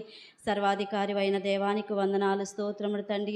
అయ్యా నువ్వు ఎంతగానో ప్రేమించుచున్న దేవానికి స్తోత్రముడు తండ్రి. భయంకర దినములో దుర్దినములో జీవిస్తున్నాం ప్రభా. అయ్యా మీ వాక్యం విడిచిపెడితే మేము బ్రతకలేము తండ్రి ప్రభా. యేసయ్యా మీ వాక్యమే మమ్మల్ని బ్రతికిస్తుంది తండ్రి నా ప్రభా. మీకు వందనాలు, స్తోత్రముడు తండ్రి. అయ్యా మీ వాక్యం మా పాదములకు దీపముగా ఉంచిన దేవానికి స్తోత్రం చెల్లించుకుంటున్నాను ప్రభా. యేసయ్యా వాక్యములు మేము ఇంకను బలపడటానికి సహాయం చేయండి ప్రభా. విన్న వాక్యము ఏమాత్రముగా వ్యర్థముగా తండ్రి మేము విడిచిపెట్టక తండ్రి నా ప్రభా హృదయం అనే పలకల మీద రాసుకొని తండ్రి నాయన ఏ బిడ్డకు అవసరమో తండ్రి ఆ బిడ్డకు మేము చెప్పగల కృపను మాకు దయచేయండి నాయన. నీకు ఇష్టలుగా ఈ లోకంలో జీవించడానికి సహాయం చేయమని ప్రార్థిస్తున్నాను ప్రభా. అయ్యా తండ్రి మా విశ్వాస జీవితంలో మేము ఎక్కడ పడిపోకుండా ప్రభా అయ్యా మమ్మల్ని కాపాడమని ప్రార్థిస్తున్నాను తండ్రి. మీకు వందనాలు ప్రభా, స్తోత్రములు తండ్రి. దుష్టుడు ఎప్పుడు ప్రభా ఇదిగో మింగుదానని ప్రభా గర్జించు సింహాలు తిరుగుచుండగా ప్రభా నాయన అయ్యా మేము తండ్రి ప్రభా విశ్వాస జీవితంలో అయ్యా సత్యమని దట్టిని కట్టుకొని ప్రభా నడుము కట్టుకొని ప్రభా అయ్యా వాక్యానుసారముగా జీవించుటకు సహాయం చేయమని ప్రార్థిస్తున్నాను తండ్రి. పరిశుద్ధాత్మదేవ మీకే వందనాలు, స్తుతులు, స్తోత్రం చెల్లించుకుంటున్నాను ప్రభా. ఆత్మీయ తల్లి ద్వారా ఇదిగో ప్రభా మాట్లాడిన ప్రతి వారము తండ్రి అయ్యా మేము వింటున్న ప్రతి మాటలు ప్రభా తండ్రి మా హృదయంలో ప్రభా బదులుపరుచుకునటానికి తండ్రి నాన్న తండ్రి లోకములో పడిపోతున్న వారికి అనేకులకు తండ్రి మీ వాక్యమును తండ్రి చెప్పగల కృపను మాకు దయచేయండి నాయన. మీకు స్తోత్రములు తండ్రి. అయ్యా ఇదిగో తండ్రి ప్రభా యేసయ్యా మీకే వందనాలు స్తుతులు స్తోత్రములు చెల్లించుకుంటున్నాను ప్రభా. ఆత్మీయతలు చేసిన పరిచయం మీరు దీవించండి, ఆశీర్వదించండి నా ప్రభా. పరిశుద్ధాత్మదేవ మీకే వందనాలు స్తోత్రములు తండ్రి. ఆమెకి ఇంకనూ మంచి ఆరోగ్యం దయచేయమని ప్రార్థిస్తున్నాను తండ్రి. ఈ పరిచయం అంతటిని మీరు దీవించి ఆశీర్వదించండి యేసయ్యా. మీకు వందనాలు స్తోత్రములు ప్రభా. పరిశుద్ధాత్మదేవ మీకే స్తుతులు స్తోత్రములు తండ్రి. అయ్యదిగో తండ్రి ప్రేమించిన బిడ్డలందరినీ కూడా మీరు దీవించండి నాయన. మీ పరిచర్యలో వాడబడుచుండగా తండ్రి నా తండ్రి ఇంకను బలముగా వాడబట్టకు సహాయం దయచేయమని ప్రార్థిస్తున్నాను తండ్రి. అయ్యా తండ్రి మీకే వందనాలు స్తోత్రములు ప్రభా. అయ్యా పరిచర్యను మీరు దీవించండి, ఆశీర్వదించండి నా ప్రభా. అయ్యా నెల్లూరు పరిచయం, సూలూరుపేట పరిచయం మీరు దీవించండి, ఆశీర్వదించమని ప్రార్థిస్తున్నాను తండ్రి. మీకు వందనాలు స్తోత్రములు ప్రభా. ఆశ్చర్యకరుడ ఆలోచనకర్త మీకే స్తుతులు స్తోత్రములు ప్రభా. ఇదిగో తండ్రి పరిచయం ఇంకను ప్రభా నాయన 30దంతలుగా 60దంతలుగా 100ంతలుగా ఫలింప చేయమని ప్రార్థిస్తున్నాను తండ్రి. మైక ద్వారా ఎందరైతే ప్రభ మీ వాక్యం వినుచున్నారో ప్రభా ప్రతి ఒక్కరూ ప్రభ రక్షింపబట్టకు సహాయం దయచేయమని ప్రార్థిస్తున్నాను ప్రభా. సహాయం చేయండి ప్రభా. కనికరించండి, కృప చూపించండి ప్రభా. భయంకర దినములు దుర్దినములో జీవిస్తున్నాం ప్రభా. మీ వాక్యమే మాకు ఆధారము తండ్రి నా ప్రభా. అయ్యా క్రైస్తవులపై జరుగుతున్న దాడులు ప్రభా అయ్యా నువ్వు చూస్తున్న దేవుడవు నా తండ్రి. అయ్యా మేము ఎక్కడా సోలిపోకుండా ప్రభా తండ్రి ఆయా వాక్యముతో మేము బలపట్టకు సహాయం దయచేయనైనా. మీకే వందనాలు స్తుతులు స్తోత్రం చెల్లించుకుంటున్నాను తండ్రి. అయ్యగో పరిచయం అంతటిని మీరు దీవించండి. కూడొచ్చిన ప్రతి బిడ్డను మీరు దీవించండి నాయన. అయ్యా ఏ బిడ్డకి ఏ వాక్యం అవసరమో తండ్రి మీరు మాట్లాడినందుకు స్తోత్రములు ప్రభా.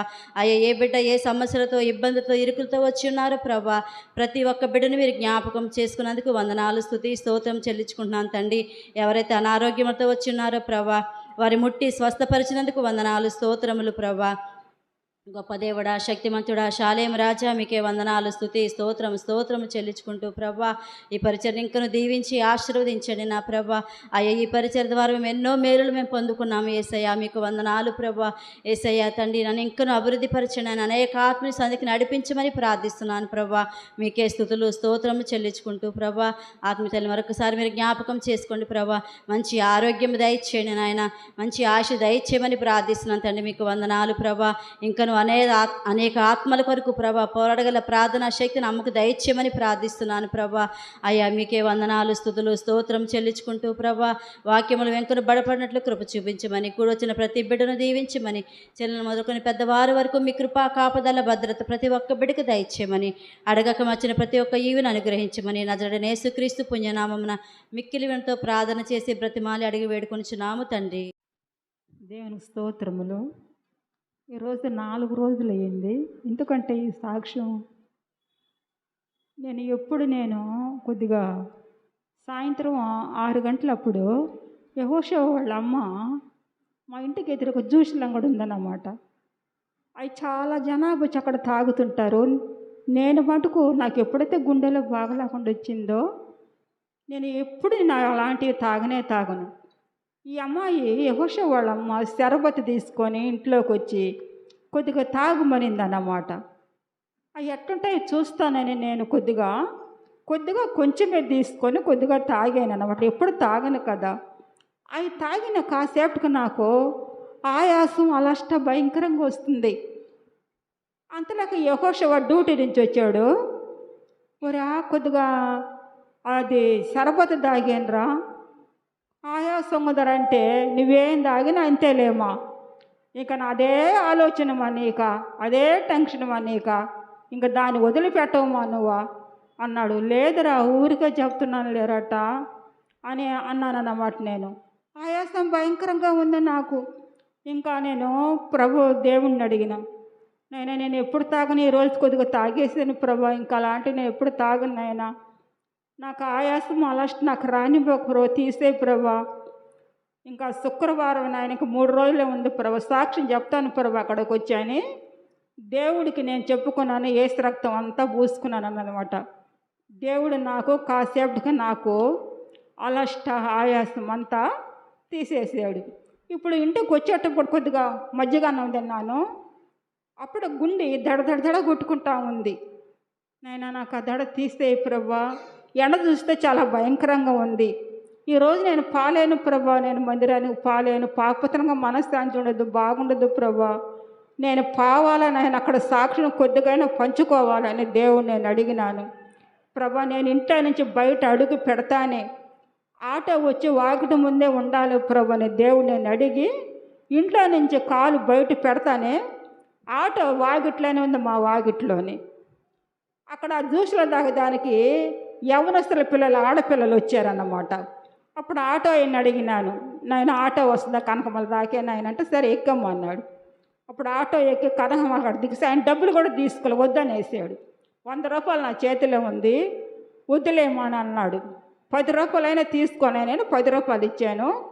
ఇంకా అవతల పోయి ఇంకొక ఆటో ఎక్కి దేవుడు నన్ను క్షేమంగా ఇక్కడ మీ దేవుడి సన్నిధికి తీసుకొచ్చి ఈ సాక్ష్యాన్ని పంచుకున్న దానికి దేవుడు నాకు ఈ సమయం ఇచ్చినందుకు దేవునికి కోట్లాది వందనాలు చెల్లిస్తున్న ఆత్మీయ తల్లి ఆ బంగారు తల్లికి చాలా వందనాలు. నా కొరకు మీరు ప్రార్థన చేసి బిడ్డలకు కూడా చాలా వందనాలు చెల్లిస్తున్నాను. నా ఆరోగ్యం కొరకు మీరు ప్రార్థన చేయండి. యెహోషువ రక్షణ భవిష్యత్తు కొరకు ప్రార్థన చేయండి. ప్రభు నామమునకు ఘనత కలుగునుగాక. ఈ ఎండలో నువ్వు రావటమే గొప్ప సాక్ష్యం. ఎందుకంటే చాలామంది ఎండకి భయపడి ఎండ తగ్గిన తర్వాత బయలుదేరి వచ్చారు. నువ్వు అంత బాగలిందానివి, నేను దేవుడు ఎండలో తీసుకొచ్చాడండి. అదే మాకు సంతోషము. దేవునికి స్తోత్రము. మీ పట్ల చేసిన కార్యాలన్నిటిని బట్టి ప్రభువును స్తుతిస్తాం. హల్లెలూయా, దేవునికి స్తోత్రం. హల్లెలూయా, దేవునికి స్తోత్రం. హల్లెలూయా, దేవునికి స్తోత్రం. ముందుగా దేవునికి వందనాలు, అలాగే పాస్టర్ గారికి హృదయపూర్వకంగా వందనాలు. పోయిన సోమవారం నాకు ఫుల్గా ఫీవర్ బాగా ఎక్కువగా ఉంది. అలాగే జలుబు, దగ్గు, తుమ్ములు ఇవన్నీ బాగా విపరీతంగా ఉంది. బాగా తల పట్టేసినట్టు అట్టా ఉన్నప్పుడు ఇంకా నాకు ఏం చేయాలో అర్థం కావట్లా. ఆ రోజు సోమవారం తెల్లారగట్టప్పుడు ప్రేయర్ చేసుకుంటుంటే తగ్గిపోతుంది. ప్రేయర్ ఆపేస్తేనే నిద్రలో మళ్ళీ జ్వరం ఎక్కువగా వస్తూ ఉంది. సరే అని ఇంకా పాస్టర్ గారు గుర్తొచ్చారు నాకు. ఇంకా సరే నేను పాస్టర్ గారికి ఫోన్ చేసి పాస్టర్ గారి చేత ప్రేయర్ చేయించుకోవాలి అని అనుకున్నాను. తర్వాత ఇంకా పాస్టర్ గారికి ఫోన్ చేసి పాస్టర్ గారితో ప్రార్థన చేసుకున్న తర్వాత పాస్టర్ గారు నాకు కీర్తనల నుంచి ఒక అధ్యాయం చదవమని 3 రోజులు చదువమ్మా ఆ అధ్యాయం చెప్పారు. కాకపోతే ఆ రోజు నేను చదవలేదు. బాగా జ్వరం ఎక్కువగా ఉండి ఇంకా జలుబు ఎక్కువగా ఉండటం వల్ల చదవలేకపోయాను. తర్వాత మళ్ళీ నాకు పాస్టర్ గారు చెప్పారు కదా చదవమని, నేను చదవలేదే అని మళ్ళీ లేచి దేవుడా చదవడానికి నాకు శక్తినివ్వయ్యా, నాకు తలనొప్పి ఎక్కువగా ఉంది, నాకు తలనొప్పి తీసేయని ప్రేయర్ చేసుకొని ఇంకా చదివాను. ముందు చదువుదాంలే అని బైబిల్ తీసి చదివాను. చదివినప్పుడు నేను ట్యాబ్లెట్లు వేసుకుంటుంటే నాకు తలంతా పట్టేసినట్టు వేడి ఎక్కువగా ఉంది. ఇంకా ఎట్ట కూడా తల తిప్పలేని పరిస్థితి ఉన్నాను అప్పుడు. ఇంకా బైబిల్ చదివిన వెంటనే నాకు తలంతా పట్టేయడం ఆగిపోయింది, వేడి కూడా తగ్గిపోయింది. అట్టా 3 రోజులు నేను పాస్టర్ గారు చెప్పినట్టు వాక్యం చదివాను, ప్రార్థనలో ఎక్కువ సమయం గడిపాను. అందుకు దేవుడు నన్ను ముట్టినందుకు దేవునికి స్తోత్రం. పాస్టర్ గారికి హృదయపూర్వకంగా వందనాలు. దేవుని నామానికి ఘనత కలుగునుగాక. దేవుని వాక్యములో ఎంత శక్తి ఉందో చాలాసార్లు మనము మరి చదవలేము, బాగలేదు మాకు అని అనుకుంటాము. కానీ దేవుడు తన శక్తిని వాక్యం ద్వారా బిడ్డకిచ్చి దేవుడే ఆ బిడ్డను స్వస్థపరిచినందుకు ప్రభువును స్తుతిస్తాం. హల్లెలూయా, హల్లెలూయా, దేవునికి స్తోత్రం. హల్లెలూయా, దేవునికి స్తోత్రం. మరి ఒక సహోదరి కూడా సాక్ష్యం చెప్తుంది. ప్రైజ్లా ఆత్మీయ తల్లికి నా వందనాలు, అందరికీ నా వందనాలు. చిన్న సాక్ష్యం. పోయిన నెలలో నాకు చాలా జ్వరం వచ్చింది. అసలు తగ్గదో అని శనివారం రోజు పోయిన నెలలో అయితే నేను చాలా వేడిగా ఉండే తెలుగు నిద్రపోతానే ఉన్నాను. బైబిల్ వేసి 91వ కీర్తన చదువుకున్నాను. తర్వాత నీ శ్వాసమే నిన్ను స్వస్థపరచిన యెహోవా నేనే అని చదువుకున్నాను. నిర్గమకాండంలో దేవుడే నాకు స్వస్థపరిచాడు. మాత్రలు లేకుండా మాత్రలు వేసే తర్వాత కక్కేశాను. దేవుడి వాక్యం ద్వారా ప్రార్థించుకుంటే నాకు స్వస్థపరిచాడు యేసయ్య. నా గొప్ప దేవుడు నన్ను స్వస్థపరిచినందుకు వందనాలు. ఈ కొద్ది సాక్ష్యం కృతజ్ఞతాస్తుతులు దీవించి ఆశీర్వాదించి. ఈ బిడ్డ పట్ల దేవుడు చేసిన గొప్ప కార్యమును బట్టి ప్రభుకు స్తోత్రము. తను ప్రార్థించినప్పుడు ప్రభు స్వస్థత ఇచ్చాడు. అందుని బట్టి ప్రభుని స్తుతిస్తాం. హల్లెలూయా, దేవునికి స్తోత్రం, హల్లెలూయా, దేవునికి స్తోత్రం, హల్లెలూయా. దేవునికి స్తోత్రం. ప్రార్థన చేసుకుందాం. మరి ప్రభు రాకడికి సూచనలు ప్రభు మనకు తెలియపరిచి ఉన్నాడు. అందును బట్టి ఒకవేళ ఎవరమైనా సిద్ధపాటు లేని వారమైతే ప్రభు సన్నిధిలో ప్రార్థన చేస్తాం. సిద్ధపాటు కొరకు దేవుడు తెలియపరిచిన అంశాలను జాగ్రత్తగా గమనించుకొని మనము దేవుని సన్నిధిలో సిద్ధపాటు కలిగిన వారమై కనబడుటకు ప్రార్థన చేసుకుందాం. ప్రేమ కలిగిన తండ్రి, కృప కలిగిన ప్రభు యేసురక్షక, మీకు వందనాలనైనా, స్తుతినైనా, స్తోత్రం నా తండ్రి. కాలం బహు భయంకరంగా ఉంది నా తండ్రి. నీ రాకడికి అనేకమైన గుర్తులు మేము చూస్తున్నాం. మేము తగిన సిద్ధపాటు కలిగిన వారమై నీ ఆత్మతోనో సత్యముతో నిన్ను ఆరాధిస్తూ నీ బలాన్ని పుంజుకొంచు విశ్వాసములో స్థిరపడుతూ నీ రాకడ కొరకు సర్వాంగ కవచం ధరించుకొనిన వారమై దేవా జీవించుటకు మీరు మాకు సహాయం చేయమని అడుగుచున్నాం. కూడి వచ్చిన బిడ్డలందరినీ దీవించండి, ఆశీర్వదించండి. ఏ బిడ్డకి ఏది అవసరమో ప్రభువా మీరు సహాయం చేయమని అడుగుచున్నాం. ప్రతి బిడ్డ యొక్క అక్కర్ల అవసరాలు మీరు తీర్చు దేవుడు గనుక మీకే స్తుతి స్తోత్రము. ఆశ్చర్యకరుడా నీ కృతజ్ఞతాస్తుతులు స్తోత్రములు వందనాలు చెల్లించుకొంచున్నాం. ప్రియ బిడ్డలందరినీ సంధికి వచ్చినందుకు స్తోత్రం. ఎండ దెబ్బ అయినా వడదెబ్బ అయినా ఏ బిడ్డలకు తగలకుండా మీరు కాపాడి సంరక్షించమని అడుగుచున్నాం. నీ సన్నిధి కాంతి మా మీద ఉదయింపచేసి నీ ముఖ ప్రకాశము మా పైన ప్రకాశింపచేసి వెలుగుతో నింపి దీవించమని బలపరచమని అడుగుచున్నాం. నాయన అనారోగ్యంతో వచ్చినటువంటి బిడ్డలకు యేసు నిబంధన రక్త ప్రభావంతో స్వస్థత కలుగునుగాక. అనారోగ్యంతో వచ్చినటువంటి బిడ్డలకు యేసు నిబంధన రక్త ప్రభావంతో స్వస్థత కలుగునుగాక. అనారోగ్యంతో వచ్చినటువంటి బిడ్డలకు యేసు నిబంధన రక్త ప్రభావంతో స్వస్థత కలుగునుగాక. అంధకార శక్తుల చేత పీడింపడుతున్న బిడ్డలకు యేసు నిబంధన రక్త ప్రభావంతో విడుదల కలుగునుగాక. కుటుంబాల్లో సమాధానంతో ఉన్నటువంటి బిడ్డలకు మీ సమాధానం దయచేయబడునుగాక. విడిపోయిన కుటుంబాలు యేసు నిబంధన రక్త ప్రభావంతో తిరిగి సమకూర్చబడునుగాక. నాయనా నీకు స్తుతి స్తోత్రం చెల్లిస్తున్నాం. చదువుకొంచున్నటువంటి మా బిడ్డలకు ఇచ్చినటువంటి విజయాన్ని బట్టి స్తుతి స్తోత్రము. ఇంకా నా తండ్రి ఏ బిడ్డలైతే పరీక్షలు రాయిచున్నారో రాయనై ఉన్నారో వారందరికీ కావలసినటువంటి విజయం ఇచ్చుకొనుకు దేవుడు కనుక మీకే స్తుతి స్తోత్రం చెల్లిస్తున్నాం. నాయన యవన బిడ్డలు యవన కాలం ముందు నీ కాడి కింద ఉండినట్లుగా సహాయము చేయునుగాక.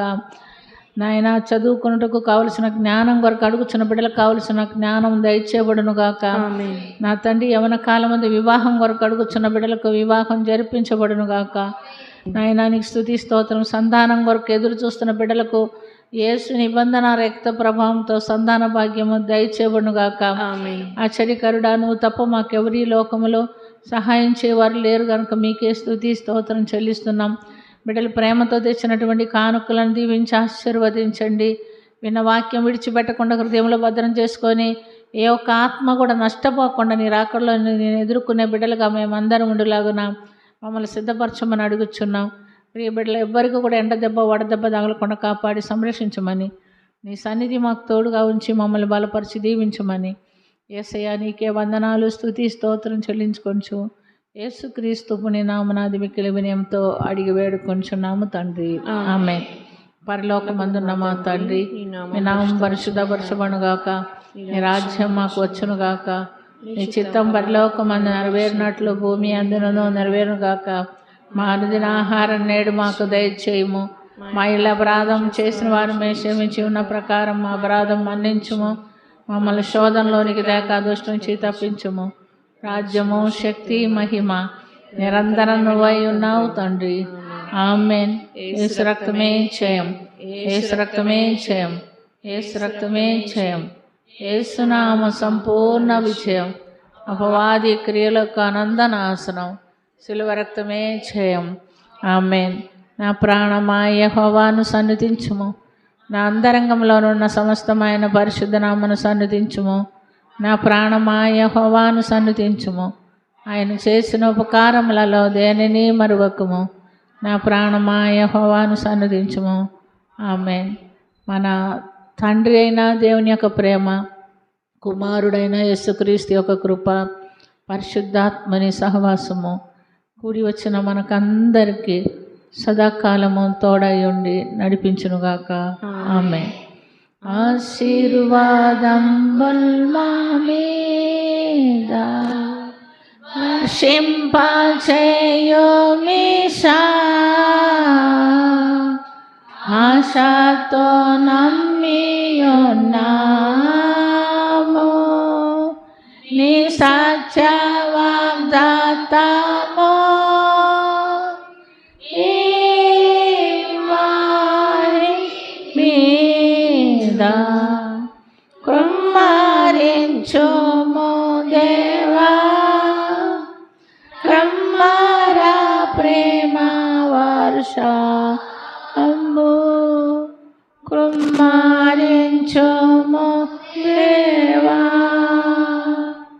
ఆమేన్. హల్లెలూయా. దేవునికి స్తోత్రం. హల్లెలూయా. దేవునికి స్తోత్రం. హల్లెలూయా. దేవునికి స్తోత్రం. హల్లెలూయా. దేవునికి స్తోత్రం. హల్లెలూయా. దేవునికి స్తోత్రం. హల్లెలూయా. దేవునికి స్తోత్రం. హల్లెలూయా. దేవునికి స్తోత్రం. అందరికీ వందనాలు.